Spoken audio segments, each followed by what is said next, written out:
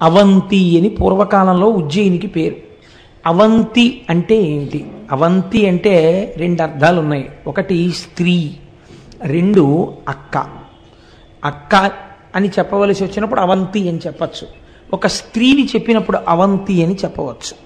అవంతి సాక్షాత్తుగా జగదంబ అయినటువంటి అమ్మవారి యొక్క స్వరూపము. ఆ భూమి మనకి మోక్షపురులు అని కొన్ని ఉన్నాయి. వాటిల్లో 7 మోక్ష పట్టణాలు అని మనం చెప్తాం. దక్షిణ భారతదేశంలో అయితే ఒకే ఒక్కటి ఉంది, కంచి.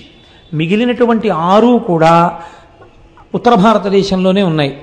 అయోధ్య, మధుర, మాయా, కాశీ, కాంచీ, అవంతిక, పురి, ద్వారవతి చైవ సప్తైతే మోక్షదాయక.